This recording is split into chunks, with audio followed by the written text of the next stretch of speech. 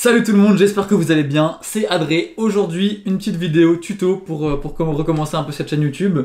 J'aime pas les tutos qui sont hyper longs pour rien, donc je vais faire une partie efficace de 3 minutes où je vous donne toutes les solutions qu'il vous faut si vous êtes pressé. Et ensuite, un peu plus en détail, on verra combien de temps ça prend, si je vous donne des petits conseils d'organisation, de trucs et tout, mais bref. Si vous avez juste besoin des solutions rapides et efficaces, on s'y met tout de suite. Donc la question c'est comment numériser ces petites cassettes là mini DV, comment les faire passer sur un ordinateur, un disque dur, tout ça. Donc moi j'ai une caméra ici mini DV, donc dedans normalement il n'y a pas encore de cassette, donc hop je vais en mettre une que je veux vider, donc ça s'ouvre tout seul. Hop, j'en ai une juste ici que je vais mettre direct. Hop. Donc tu mets bien ça dans le bon sens avec les deux spires, enfin les deux trous là, ils sont censés s'accrocher au truc là, donc enfin bref, vous savez l'utiliser dans le bon sens. Hop, nickel, tu fais ça se referme tout seul. Ok, donc moi ce que j'ai c'est un Mac, un MacBook Pro fin 2017. Donc avec des ports USB-C, je vais regarder un peu exactement ce que c'est. Voilà, c'est un 15 pouces 2018. Donc avec les ports USB-C. Normalement pour dérusher la DV, il faut du Thunderbolt. Sauf que maintenant avec les nouveaux Mac, il n'y en a plus. Avant c'était les anciens Mac sur les tours et sur certains iMac, il y avait encore du Firewire. Maintenant il n'y en a plus. Donc comment on fait? Alors il faut plusieurs câbles. Du coup j'ai trouvé enfin la combinaison qu'il fallait. Parce que j'ai acheté plein de trucs. Et ça marchait pas, et en fait la solution c'est cet assemblage là. Bon, j'ai pris un câble un peu long, mais vous pourrez en trouver plus court. Donc voilà, ce qu'il faut de base c'est un câble Firewire, hop, Firewire 400 à Firewire 800. Donc le 400 c'est celui qui se branche sur la DV, et ensuite un adaptateur donc Firewire à Thunderbolt 2, c'est ce qu'avaient les Mac avant, ils avaient ces prises là encore, Thunderbolt. Et ensuite, comme on est sur USB-C, il faut un adaptateur Thunderbolt 2 à Thunderbolt 3, c'est-à-dire USB-C. Donc voilà, j'ai essayé de tricher un peu, de prendre un câble qui faisait directement DV USB et le brancher avec un adaptateur USB-C, mais ça marche pas. À mon avis, il y a de l'électronique dans ces adaptateurs qui fait qu'il faut passer par ce système entier. Donc voilà, je vous recommande d'acheter ça, exactement ça. Je vous mets les liens dans la description de ces trois câbles. Donc tu branches ça à ça et tu branches ça à ça.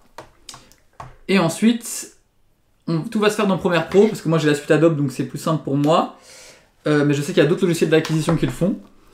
Donc tu branches ton petit truc sur ta DV comme il faut. Hop. Voilà, et tu l'allumes pas tout de suite. D'abord, tu vas aller sur ton ordi. Hop. Et tu vas lancer Premiere Pro. Donc moi, c'est ce que j'utilise, Premiere Pro. Carrément, j'ai fait un projet Premiere qui est spécifique, qui est exclusif au dérush de DV. Comme ça, dedans, je retrouve tous mes trucs et tout. C'est plus simple pour moi. Mais si tu veux, tu peux juste faire, genre, créer un nouveau projet, dérusher, supprimer, si t'as pas envie de te prendre la tête. Moi je trouve ça plus simple justement d'avoir un projet que j'ouvre à chaque fois, c'est le même, et tout est archivé un peu dedans. Si j'ai oublié des trucs, je peux les retrouver, tout ça. Donc voilà, ça c'est le projet, il s'appelle comme ça, Derush Mini DV. Je l'ouvre sur Premiere, et ensuite je vais dans Fichier Capture, en français c'est Acquisition, et une fois que c'est lancé, je vais brancher le petit truc USB-C à mon Mac. Donc ça c'est fait, et ensuite passer la mini DV, la caméra, en mode VCR. Je crois que ça s'appelle comme ça. Ouais, c'est ça, VCR. En fait, il y a un mode pour filmer et un mode de lecture. Donc tu la passes en mode lecture et tu l'allumes. Donc faut aussi faire bien attention qu'il y ait assez de batterie pour la durée de ce que tu vas faire. C'est-à-dire qu'en fait, si tu as filmé une demi-heure, ça va te prendre une demi-heure à dérusher. C'est pas comme une carte SD où c'est plus rapide que ce que tu prends. Genre tu peux avoir filmé 2 heures et ça va mettre que 20 minutes. Là c'est vraiment en temps réel. Donc si tu as filmé 1 heure, il faut que tu aies assez de batterie pour que la caméra ne s'éteigne pas pendant l'heure où ça va dérusher. Et faut que tu aies du temps libre. Donc tu peux le faire la nuit ou quoi, mais ça va durer cette durée-là. Donc une fois que c'est lancé, tu vois, ça s'est dégrisé.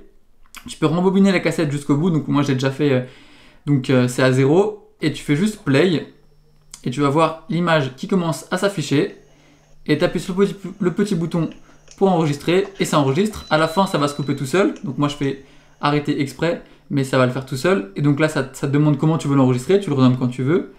Tu fais OK.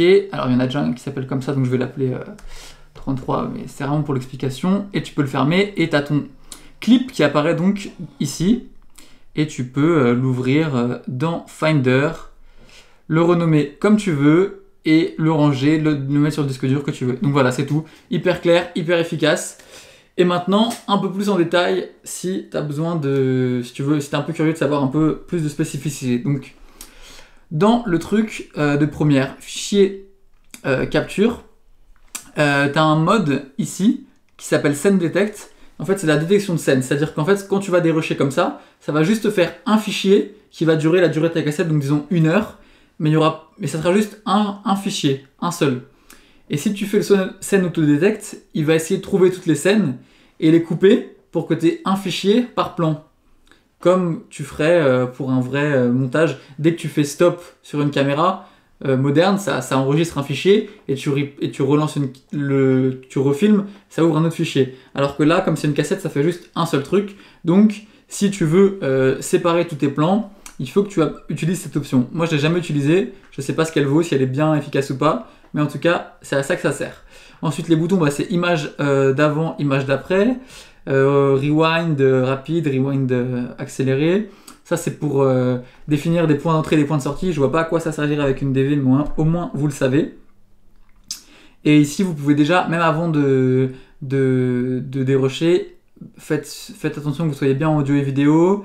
Là, vous pouvez directement taper le nom de la tape, de la cassette, du clip, description. Vous pouvez déjà pré-remplir des trucs avant de le lancer. Et voilà, donc là, il y a le même bouton, Scene Detect. Voilà. Ensuite, attention, si tu filmes avec ta DV et que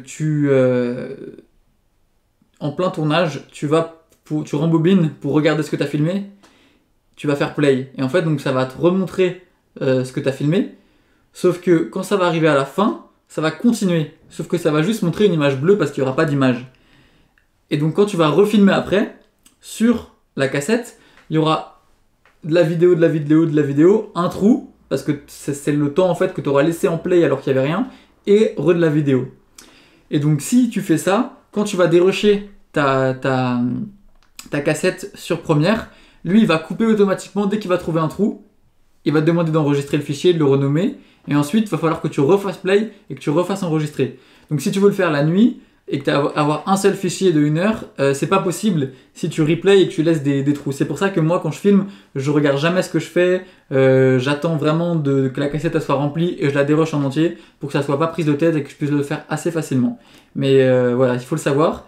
Sinon, quand tu fais un replay de ce que tu regardes, tu peux te tester, j'avoue je sais pas, mais si tu mets pause avant la fin, genre une demi-seconde avant la fin et que tu réenregistres, ça va écraser ce que tu avais enregistré avant, mais au moins tu n'auras pas de trou de vide et donc peut-être que ça pourra s'enregistrer en entier, je sais pas, mais c'est une supposition que je fais et je pense que c'est comme ça que ça marche. Ok, c'est tout pour la partie capture et ensuite un petit conseil d'organisation. Là je vais vous montrer juste sur mon ordi comment c'est fait. Hop, Show in Finder, voilà, Reveal in Finder. Ici, on voit un petit 08 et dedans, j'ai un nom, Mélancolia, Night by You, Tom, Lapierre, Preg, Fête de la musique. Et dedans, j'ai mes plans. Donc là, j'avais déjà rewind des trucs, donc c'est pour ça que ça a fait 3 plans, parce que c'était 3 projets différents, donc je les ai séparés. Mais en temps normal, j'en aurais que un qui est enregistré avec la date à laquelle je l'ai déroché. Voilà. Et pour m'y retrouver, carrément, là je peux le débrancher, hop, je vais l'éteindre d'abord, hop, quand tu ouvres la cassette, quand tu achètes, je vais vous montrer, quand tu achètes un petit pack de cassettes comme ça, tu as du papier avec, qui ressemble à ça et ça, et dedans il y a des petits autocollants que là j'ai utilisé et j'ai écrit la date du dérush final de la cassette. Là, 2020 06 23, donc 23 juin, et j'ai mis le petit 08 ici, qui correspond au 08 de l'ordi. Et en plus de ça, quand je range la cassette dans son petit étui, je la mets du côté comme il faut du 0,8 pour qu'on le voit. Comme ça, quand elle sera rangée, je vois le 0,8. Et ici, j'ai réécrit ce qu'il y a écrit sur mon ordi. Donc, ce que j'ai filmé. Mélancolia, Night by You et Prek Fête de la musique. Comme ça, si je cherche en physique, je peux voir les sujets. Mais si je veux chercher plus efficacement sur mon ordi, je tape Fête de la musique. Pardon, vas-y, je vais taper juste Fête 2. Et là, en cliquant dessus, je vais retrouver 0,8. Et je pourrais retourner dans mon tiroir, trouver la 0,8. Pour l'instant, j'en ai pas beaucoup, mais je vais les archiver. 1, 2, 3, 4, 5, 6, 7, 8, 9, 10. C'est quand j'en aurai genre une cinquantaine. Si un jour j'ai besoin de ressortir un truc, je pourrais taper le mot-clé que j'aurai là et retrouver immédiatement la cassette. Ou alors, si je n'aurai pas accès à mon ordi, regarder un peu et ça sera écrit sur le dos de toute façon. Donc voilà, c'est mes petits conseils. J'ai essayé d'être clair et efficace. Au début, vous avez la solution. Je vous montre un câble que j'ai essayé d'acheter. C'est celui-là. Donc c'est ce que je vous ai montré, n'achetez pas celui-là, essayez pas de tricher, de trouver un câble directement DV USB-C, il manque à mon avis de l'informatique dedans qui fait que ça marche pas. J'ai testé beaucoup de trucs, voilà. Si vous avez un Mac, un ancien Mac qui marche encore avec les câbles Thunderbolt 2 du coup, avant d'acheter les adaptateurs Apple, je vous conseille de trouver quelqu'un qui l'a autour de vous et de le tester. Parce qu'en fonction des Mac et des câbles et tout, je sais pas pourquoi, des fois ça peut ne pas marcher. Un autre petit tip aussi que je vous partage, quand vous êtes dans le mode capture de Premiere, essayez de, si la caméra n'apparaît pas, si ça se dégrise pas, de faire un play sur la caméra directement pour lancer. Donc normalement vous allez voir sur votre caméra, sur l'écran de la caméra, vous allez voir la vidéo qui se déroule et peut-être que ça peut aider à débloquer et faire apparaître la vidéo sur l'ordi et ensuite on n'aura plus qu'à faire le bouton REC pour enregistrer. Voilà, et quoi d'autre ouais, testez-le avant de les acheter. Je vais vous mettre donc les 3 câbles, c'est ça, je mets les liens dans la description. Un Firewire 400, un Firewire 800 pardon, un Firewire 800 Thunderbolt 2 et un Thunderbolt 2 Thunderbolt 3. J'ai les liens juste là. Donc ça fait un total de 92,39 €. T'achètes tout ça pour 100 € et tu peux dérocher toutes tes mini cassettes, enfin tes cassettes mini DV chez toi tranquillement sans avoir besoin de payer un labo pour qu'il le fasse à chaque fois. Donc par contre c'est en temps réel, hein. Donc comme je te dis, si tu as filmé leurs 3 heures de cassette, bah tu vas en avoir pour 3 heures. Après tu peux faire autre chose en même temps, tu peux mettre sur mute et voilà. J'ai donné tous les conseils que je pouvais. Si quelqu'un connaît une meilleure solution, bah, n'hésitez pas à me le dire. Moi, j'ai fouillé bien Internet pour essayer de réussir à faire ça sur un Mac USB-C et c'était une vraie galère. Donc, je suis content d'avoir enfin trouvé le système. Si quelqu'un a une meilleure option, n'hésitez pas à me le dire. Et voilà, c'est tout pour moi pour aujourd'hui. On se retrouve la semaine prochaine, j'espère, pour une nouvelle vidéo. C'était Adré, à plus, ciao!